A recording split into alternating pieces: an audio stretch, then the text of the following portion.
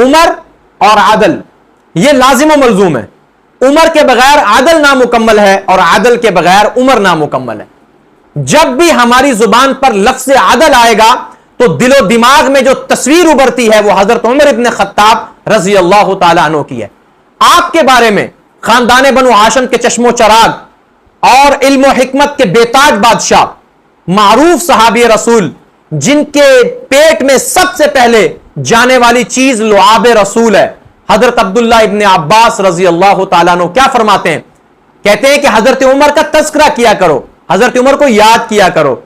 ایسا کرنے سے تمہیں عدل و انصاف یاد آئے گا، اور جب تم عدل و انصاف کو یاد کرو گے تو اس سے تمہارے اندر اللہ کی یاد پیدا ہوگی. یعنی عمر کو یاد کرو، عدل و انصاف یاد آئے گا، عدل و انصاف کو یاد کرو تو خدا یاد آئے گا.